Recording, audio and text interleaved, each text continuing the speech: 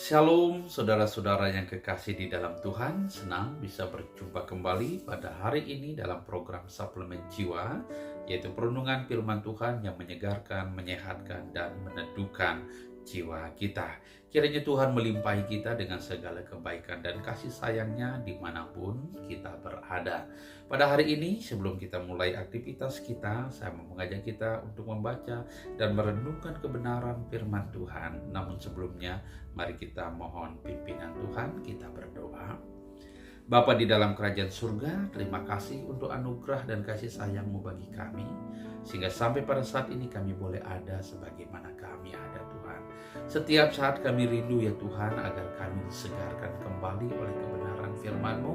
Oleh karena itu Tuhan, pada hari ini kami membaca dan merenungkan kebenaran firman-Mu. Terangilah hati, pikiran, dan perasaan kami Tuhan. Tuntunlah kami kepada seluruh kebenaran-Mu dan singkapkanlah firman-Mu bagi kami, agar kami dapat mengerti dan memahami kehendak-Mu dalam hidup kami. Terima kasih Tuhan, berfirmanlah kepada kami siap untuk mendengarkan firman-Mu. Haleluya. Amin.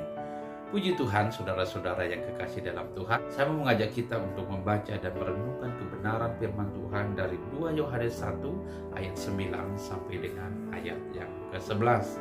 Sekali lagi, saya mau mengajak kita untuk membaca dan merenungkan kebenaran firman Tuhan dari 2 Yohanes pasal 1 ayat 9 sampai dengan ayat yang ke-11.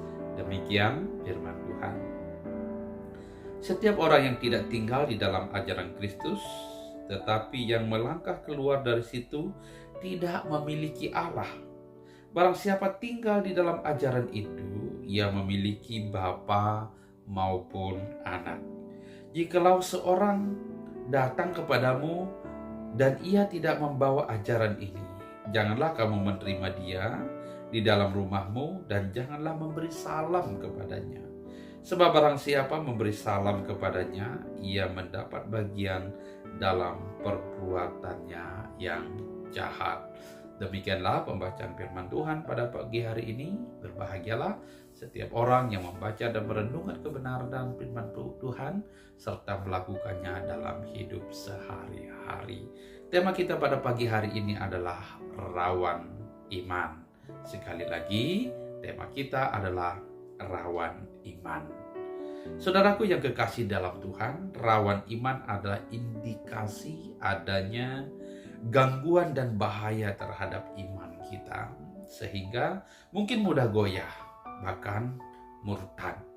Murtad adalah sebuah tindakan dan keputusan untuk meninggalkan iman yang sejati kepada Kristus atau melangkah keluar dari ajaran Kristus, sehingga kita tidak berpegang lagi kepada firman-Nya, tidak lagi berpegang kepada perintah-perintahnya, tidak lagi taat kepada kehendak-Nya.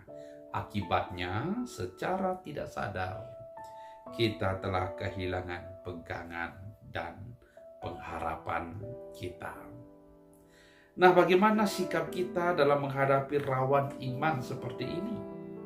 Ini sangat penting untuk mendapatkan jawaban agar iman kita tetap teguh dan tetap setia untuk menaati perintah-perintah Tuhan dalam firman-Nya, atau tetap berada dalam ajaran Kristus. Yang pertama adalah, sikap kita yang pertama dalam menghadapi rawan iman adalah tetap setia pada iman kita kepada Kristus, agar kita bisa terus belajar dan menerima firman-Nya. Sekali lagi, yang pertama sikap kita adalah tetap setia pada iman kita kepada Kristus, agar kita bisa terus belajar dan menerima firman-Nya. Di dalam ayat yang ke-9 dikatakan bahwa setiap orang yang tidak tinggal di dalam ajaran Kristus, tetapi ia melangkah keluar dari situ, tidak memiliki Allah. Barang siapa tinggal di dalam ajaran itu, ia memiliki Bapa maupun Anak. Jadi saudara-saudara yang dikasihi oleh Tuhan, ya, poin yang pertama adalah bagaimana kita menghadapi rawan iman.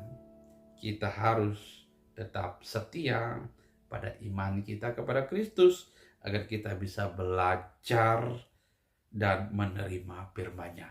Kalau kita berada di luar Kristus, bagaimana kita bisa belajar untuk menaati firman-Nya? Kalau kita berada di luar Kristus, bagaimana kita mau mendengar firman-Nya, kemudian kita melakukannya? Oleh karena itu, saudara-saudara yang dikasihi oleh Tuhan Yesus Kristus, supaya kita tahu dan mengerti tentang kehendak-Nya dalam hidup kita melalui firman-Nya, kita tidak boleh melangkah keluar dari ajaran Kristus.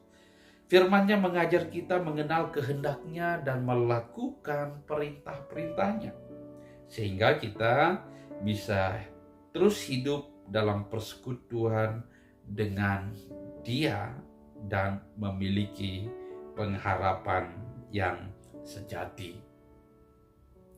Jika kita melangkah keluar dari ajaran Kristus atau kita melangkah keluar dari firman-Nya, maka kita akan kehilangan pengharapan.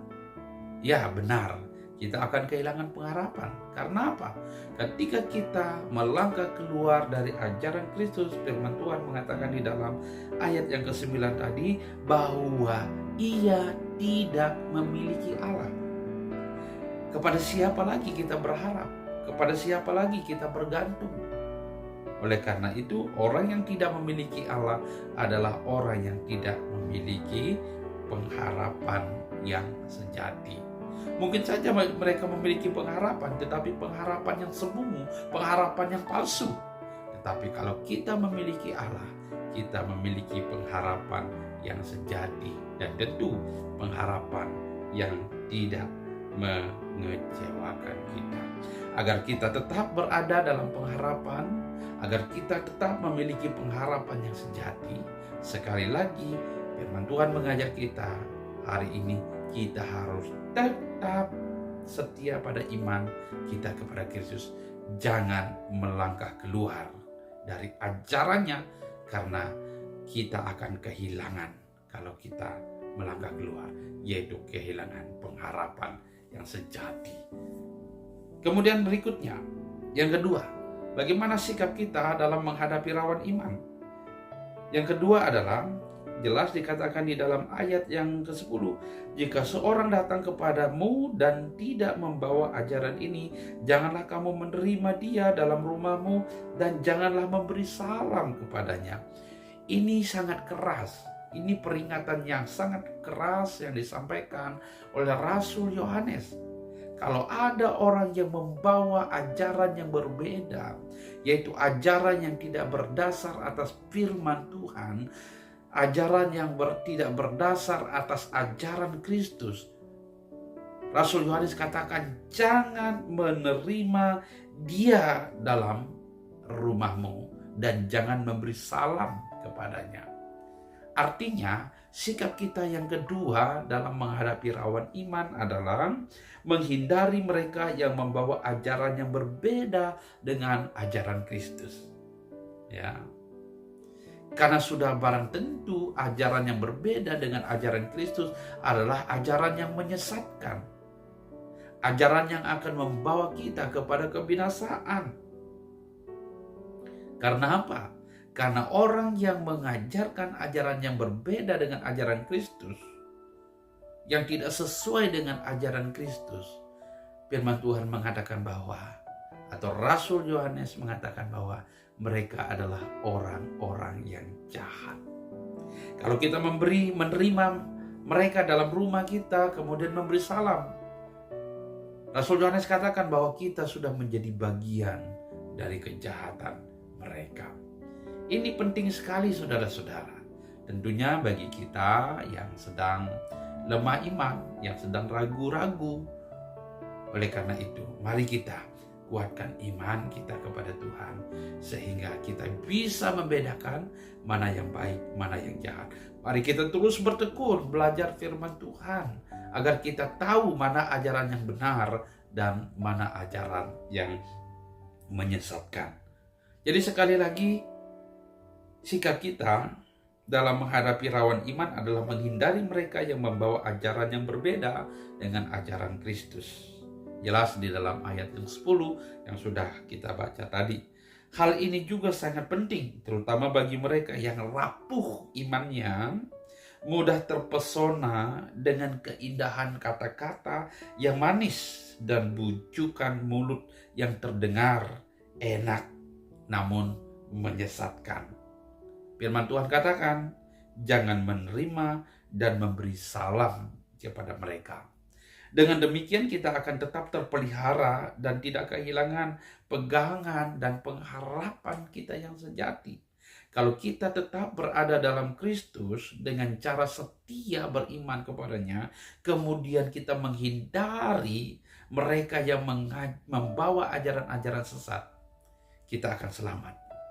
Kita akan tetap menjadi milik Kristus dan Kristus menjadi milik kita. Kita tidak akan kehilangan pegangan dan pengharapan kita. Inilah kebahagiaan kita jika kita mampu bertahan di tengah-tengah penyesatan yang sedang terjadi. Tuhan kiranya akan memelihara, menguatkan, dan menjaga kita. Tuhan memberkati kita dengan firman-Nya. Amin. Kita berdoa. Bapa di surga, terima kasih untuk firman-Mu yang sudah kami dengarkan pada hari ini. Kami tahu ya Tuhan, begitu banyak tantangan iman yang harus kami hadapi. Sehingga begitu banyak ya Tuhan kami harus berhadapan dengan para penyesat atau ajaran-ajaran yang berbeda dengan ajaran Kristus.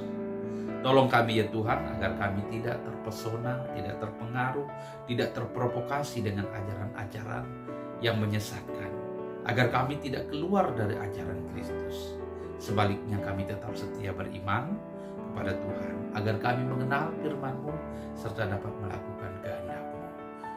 Ajar kami juga ya Tuhan untuk peka dalam membedakan ajaran yang sehat dengan ajaran yang sesat.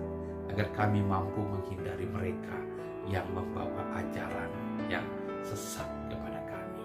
Peliharalah iman kami ya Tuhan, dan sertai kami selalu dalam semua aktivitas kami. Dalam nama Tuhan Yesus. Amin. Puji Tuhan, saudara-saudara yang kekasih dalam Tuhan, demikianlah perjumpaan kita pada hari ini.